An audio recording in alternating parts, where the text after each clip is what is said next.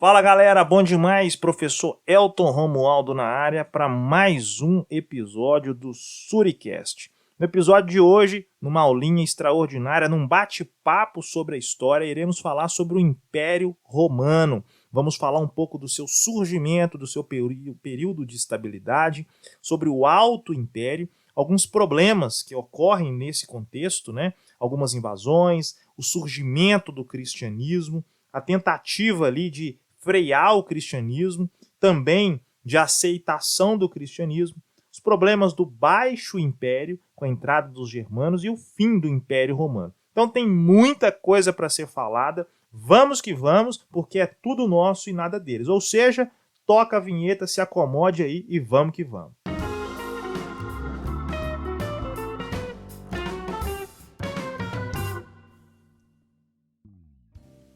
Bora lá então, pessoal. O primeiro imperador romano foi Otávio, né? Otávio Augusto. Mas antes de falar propriamente dito do Otávio, cabe lembrá-las que o início do Império Romano está mais ou menos datado no ano de 27 a.C. E o Otávio, como mencionei agora há pouco, é a pessoa que conseguiu superar seus adversários políticos e acabou se tornando a principal autoridade de Roma. Contando com o apoio do exército, que na época era formado por mais de 300 mil homens, né, em grande maioria aí pelos próprios, vamos chamar, plebeus, que contribuem bastante nessa entrada para o exército, ele rapidamente se impôs sobre os demais políticos, obrigou o Senado a lhe conceder uma série de títulos, como o de primeiro senador, que lhe dava o direito de presidir as sessões do Senado, o de imperador, chefe do exército, o de tribuno da plebe, que lhe tornava um representante direto do povo, e o do precônsul, né, principal autoridade das províncias romanas. No entanto, o mais importante de todos os títulos foi o de Augusto, que tinha origem religiosa e atribuía a Otávio um caráter divino, um governante escolhido pelos próprios deuses romanos. O título de Augusto significou o fim da República Romana, a qual foi substituída por um governo imperial. A partir de então, o governante de Roma seria designado como Augusto, e podia impor sua vontade sobre os demais órgãos do governo. E aí cabe colocar aqui o seguinte, né, gente?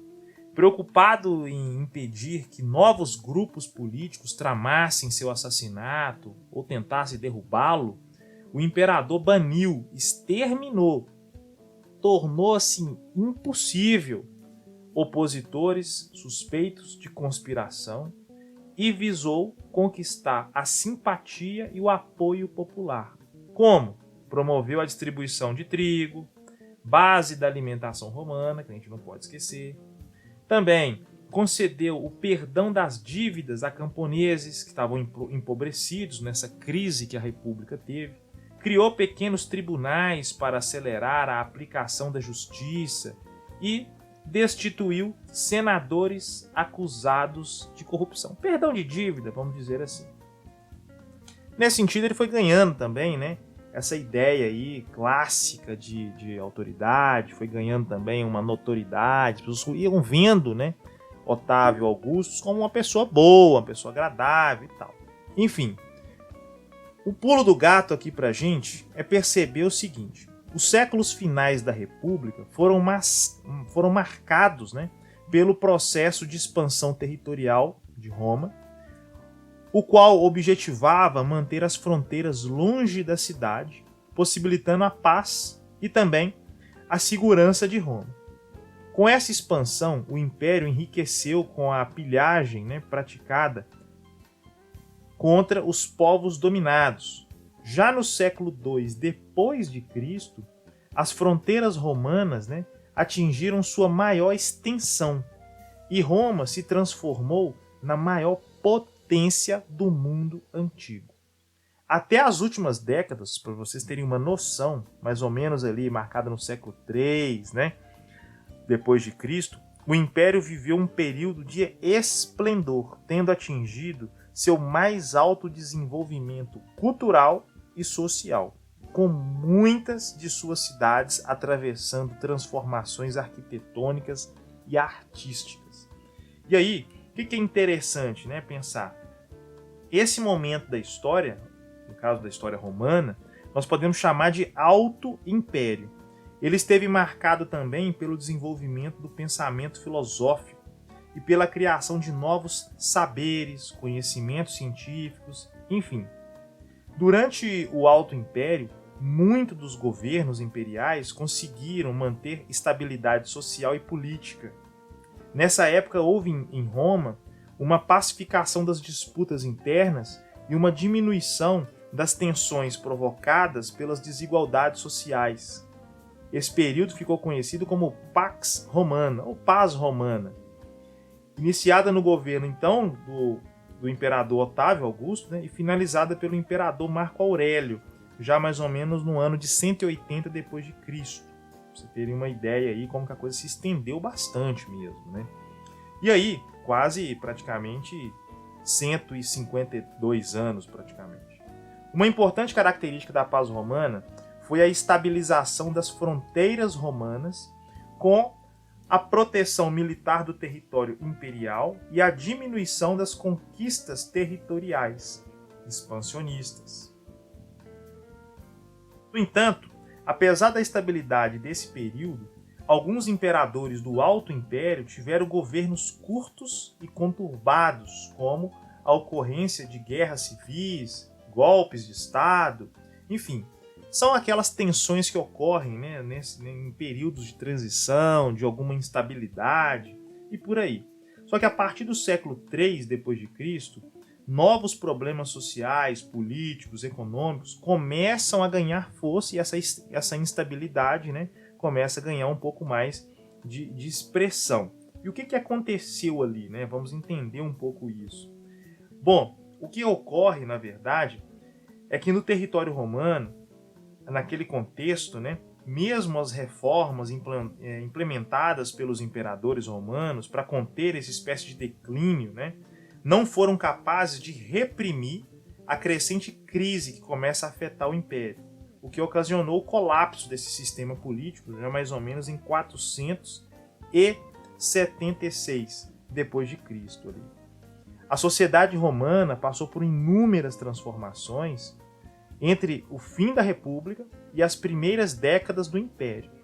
A expansão territorial, a conquista de escravizados possibilitaram o enriquecimento de novos grupos sociais, os patrícios, por exemplo, os plebeus também ganham uma espécie de expressividade, mas eles também perdem um pouco de direitos políticos em função do Império concentrar tudo nele, né? Além disso, as transformações políticas, o enfraquecimento do Senado também contribuíram para modificar as relações entre os diferentes grupos que viviam em Roma. Aos poucos, houve um enfraquecimento da antiga nobreza, a qual mantinha seu poder e sua riqueza em decorrência das posições privilegiadas no Senado e em outras instituições políticas de Roma. No final do século I, só fazendo uma digressão, esse grupo deixou de ser uma força social extremamente importante. Diversos indivíduos enriqueceram e passaram a controlar grandes propriedades de terra, formando uma nova aristocracia. É uma ressignificação política. Em geral, eram pessoas ligadas ao comércio no Mediterrâneo, às atividades militares, ou que conseguiam se aproximar de imperadores e de seus aliados. Porém, uma característica fundamental dessa nova aristocracia era a sua curta duração no topo da sociedade. Nos primeiros tempos imperiais, os romanos haviam se transformado em uma sociedade de altos gastos e luxos. Eram comuns que os donos de grandes riquezas financiassem festas e outros eventos sociais e que doassem fortunas aos imperadores e líderes religiosos. Ali é um jogo de interesses, né? Lógico que há ali uma espécie de tentativa de, estou te dando com uma mão, você tem que me dar com outra, e por aí vai. Uma família, né, aristocrática não costumava durar mais do que 2 gerações, sendo substituída por outros indivíduos que conseguiam enriquecer rapidamente com oportunidades de negócios, aventuras militares ou por meio de favores políticos. A famosa toma lá, dá cá. Nesse caso, pode-se dizer que o topo da sociedade romana estava em constante transformação e que classes médias e outros grupos menos privilegiados, como artesãos, comerciantes, tinham possibilidades constantes de ascensão social. A base da sociedade, contudo, não possuía as mesmas oportunidades. Os trabalhadores, os pobres, né, da cidade, as populações do campo, os estrangeiros, os escravizados, os ex-escravizados, dificilmente conseguiam ascender-se socialmente, ou seja, galgar níveis mais elevados, deixar de ser escravo, virar ali, sei lá, um cliente, deixou de ser um cliente, virar um plebeu, enfim, eles tinham essa dificuldade de crescimento dentro do Império Romano. E nesse contexto, muitas vezes, né, os imperadores e a aristocracia apropriavam-se de estratégias governamentais, principalmente de política do pão e do circo, né? Ou seja, toma comida, toma alegria, toma comida, toma alegria, com a finalidade de evitar o crescimento de tensões provocadas pela desigualdade social. Uma outra coisa que vale muito a pena falar é a questão da economia em Roma, né? A agricultura e a pecuária foram praticamente a base da economia romana durante o Império. As atividades comerciais também eram intensas. Assim, o território romano era percorrido por inúmeras rotas comerciais que possibilitavam a circulação de alimentos e de outras mercadorias oriundas de diferentes regiões da África, da Ásia e da Europa. Os romanos também souberam aproveitar muito bem os recursos minerais do seu próprio império.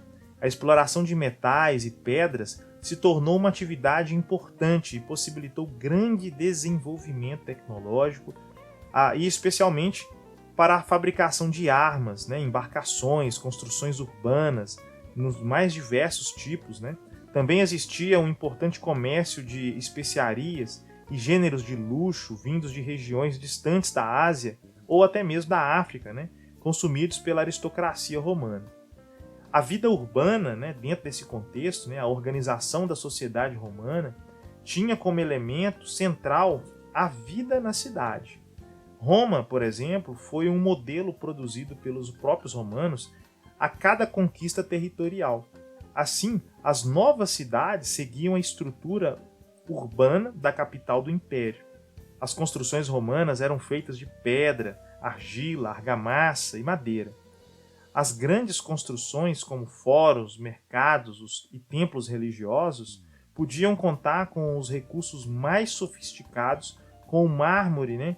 A própria ideia de mármore, a própria ideia de materiais ali, que na época era extremo luxo. Eles utilizavam desses recursos para, primeiro, mostrar a grandeza, mostrar a superioridade e muitas das vezes também, no sentido mais forte do termo, né? Valorizar essa cultura que era própria deles. A utilização de madeira em muitas casas provocava incêndios frequentemente. Por isso as cidades contavam com um sistema de bombeiros para combater rapidamente o fogo e evitar danos. Mas muitas vezes grandes regiões das cidades eram destruídas de maneira completa pelos incêndios.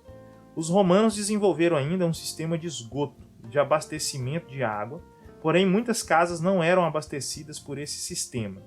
Isso ajudava a criar um ambiente com sujeira e mau cheiro nas cidades.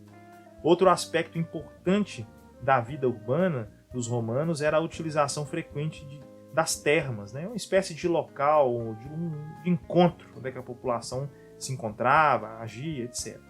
Nas termas, os romanos desfrutavam de piscinas com água aquecida, de serviços voltados não apenas ao corpo, como massagem, depilações, mas também à mente, com acesso a concertos musicais, a bibliotecas, etc.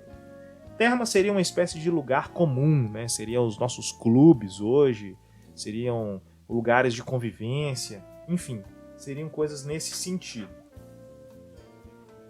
Com esse contexto, pessoal, do Império Romano, surge também a religião, o próprio cristianismo, né? A religião romana, no início do Império, era marcada pela diversidade de crenças. Os romanos cultuavam diversos deuses, assimilando facilmente as crenças religiosas de outros povos, né? Então, assim, daí você tinha esse processo de sincretismo, né, cultural, ou seja, essa mistura de culturas. E por isso o panteão das divindades romanas era bastante vasto, e o próprio imperador era visto como uma divindade. Então eles eram politeístas, né? Nas primeiras décadas do Império, teve início um processo que provocou uma grande transformação nas crenças religiosas romanas, que no caso foi o surgimento do cristianismo.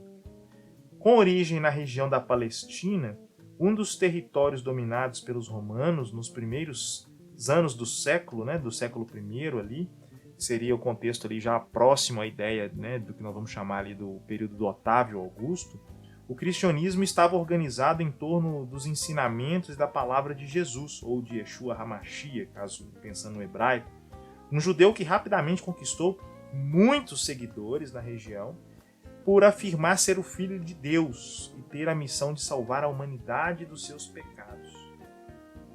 Essa situação começou a desagradar as autoridades judaicas que viviam na Palestina, as quais não reconheciam o caráter divino de Jesus e consideravam seus ensinamentos uma afronta aos princípios do judaísmo. As autoridades romanas também não aprovaram as pregações de Jesus, já que elas atacavam o princípio augusto do imperador romano, né? Ou seja, de ser visto como uma divindade.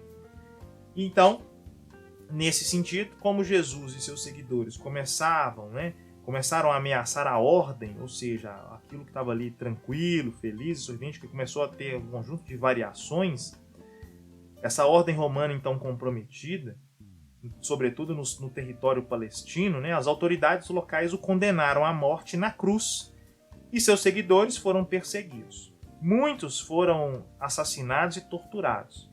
Isso, porém, não impediu que eles continuassem se organizando e divulgando os ensinamentos de Jesus, ou Yeshua HaMashiach. Nas décadas seguintes, a religião começou a se disseminar pelos territórios romanos, conquistando mais adeptos. O imperador Adriano, após um levante na região da Palestina, mais ou menos entre 132 d.C. a 135, ordenou a destruição de Jerusalém e de todos os vestígios e locais sagrados dos cristãos. A Gruta da Natividade, local onde os cristãos consideram ter sido o nascimento de Jesus, foi transformada em um espaço de culto da divindade Adonis e dedicada aos ritos praticamente sexuais que envolviam essa prática. Durante o reinado de Alexandre Severo, já em 222 d.C., o imperador suprimiu as leis que proibiam o culto cristão. Ainda assim, outros imperadores tentaram combater novamente os cristãos, com medidas que baniam do exército e da administração pública os praticantes dessa religião.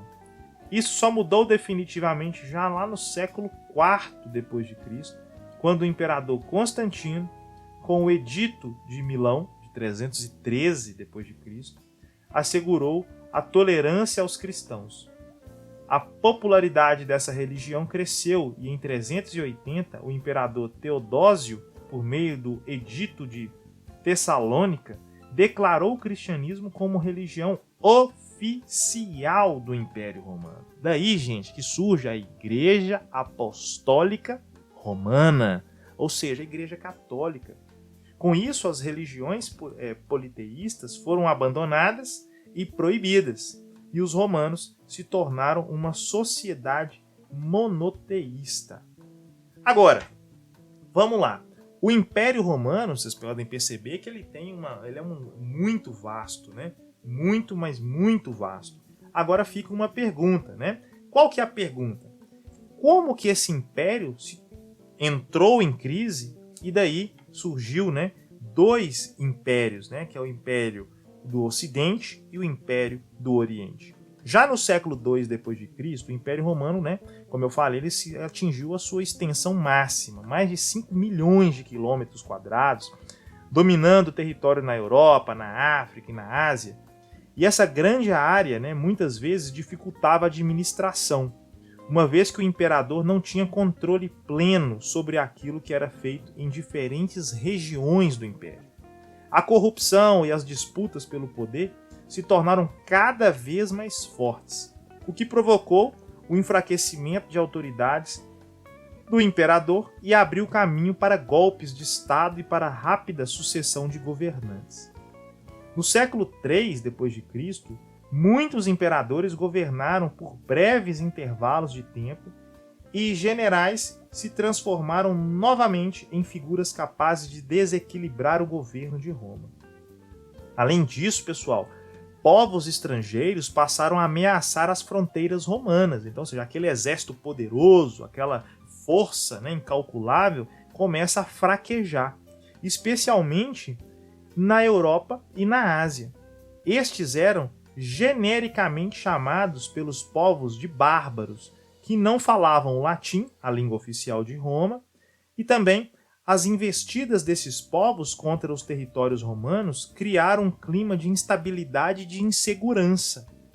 Essa combinação de conflitos, né, entre governantes, disputa pelo poder, ameaça dos povos vizinhos, marcaram o início de uma lenta crise do império. A isso tudo soma-se o processo de ruralização da cidade romana.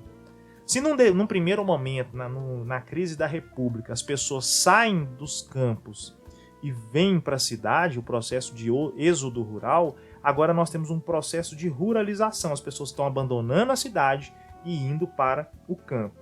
O crescimento das desigualdades e o empobrecimento de Roma fizeram com que muitos indivíduos abandonassem a vida urbana, abandonassem a cidade e passassem a viver nos campos. Os latifundiários não tinham mais condições de manter as grandes propriedades.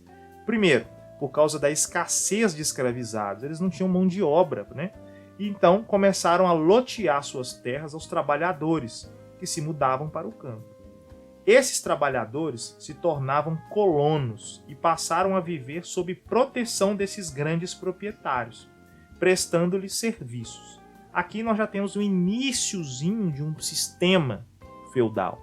Eu tenho muita terra, tenho uma terra gigantesca, não consigo administrar, então eu vou dividindo a minha terra em pequenos lotes e coloco pessoas para morar e cuidar desses pequenos lotes. Então eu dou proteção para essas pessoas e essas pessoas produzem ali um arroz, um feijão, um trigo, me dá uma parte disso em troca da terra que eu deixo eles morarem, um empréstimo, como se fosse um aluguel, e ao mesmo tempo, né, eles também me pagam um aluguel e um pouco da comida. Em compensação, eu deixo eles morarem na terra e garanto para eles a segurança. Basicamente, seria isso, né?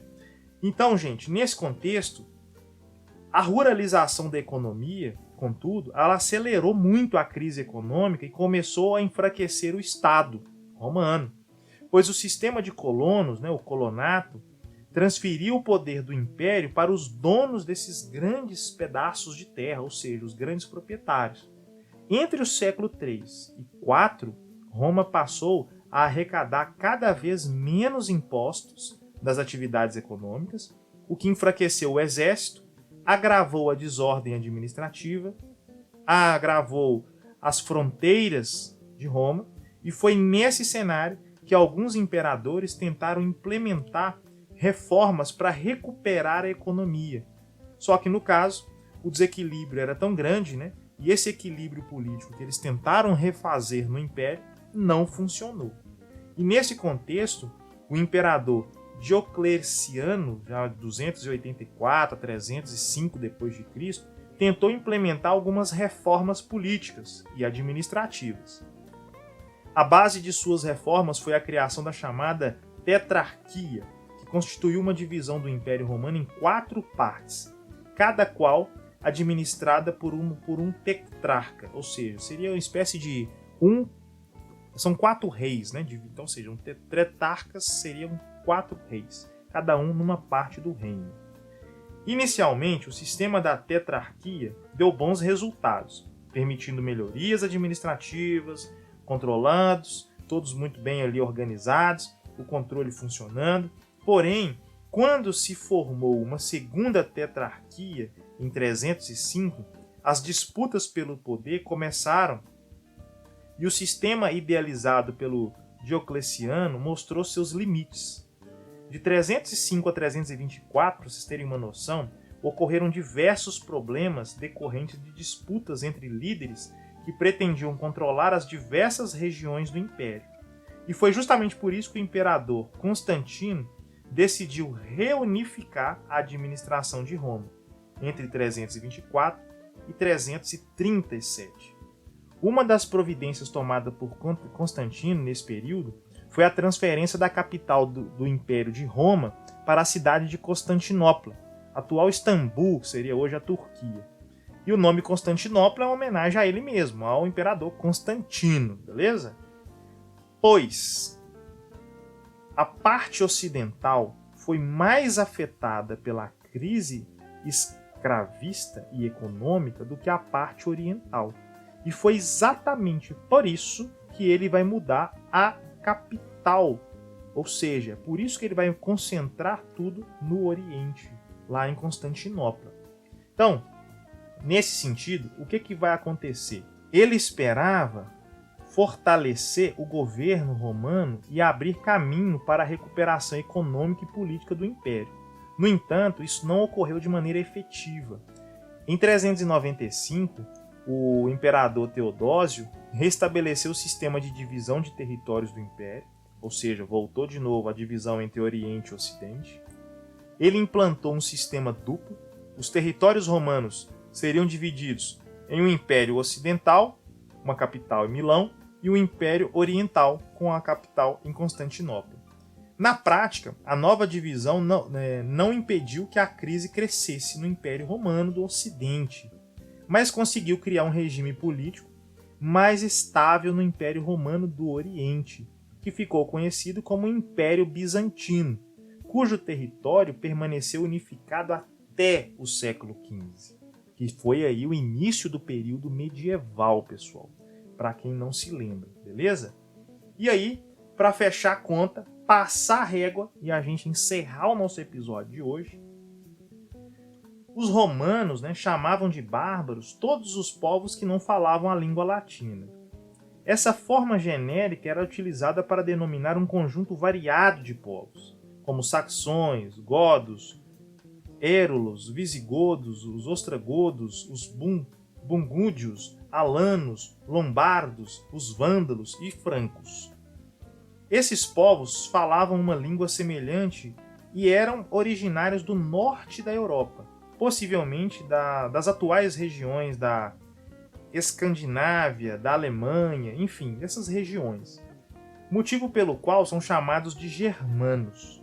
Ao longo do tempo, eles passaram a viver em outras localidades da Europa, em territórios próximos da fronteira do Império Romano.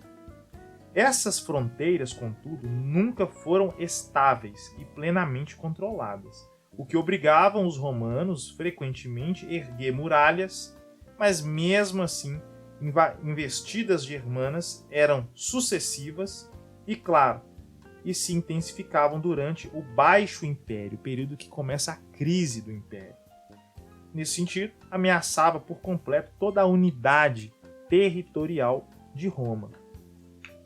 A partir do século IV, quando a crise política e econômica ganhava força no Império Romano do Ocidente, os germanos invadiram com mais intensidade os territórios imperiais.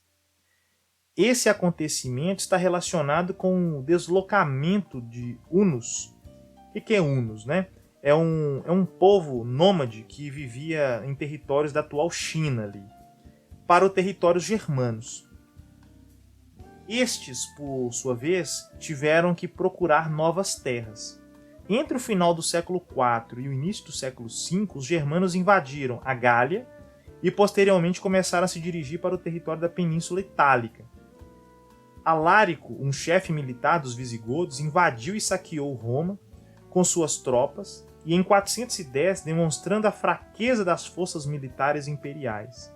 A partir de então, a porteira estava aberta. Ocorreu uma sucessão de ataques germanos aos territórios romanos, a ponto de que em 452 os hunos, esses povos nômades também ali da região da China, também começam a saquear a Península Itálica e causaram grande destruição nos territórios romanos E finalmente em 76, o imperador Rômulo Augusto foi deposto por Odoacro, rei dos Érulos, e isso acabou marcando a queda de Roma e o fim do Império Ocidental.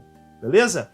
Então, aulinha extraordinária. Então é a famosa aulinha de história em 30 minutos. Filé, bacaníssima.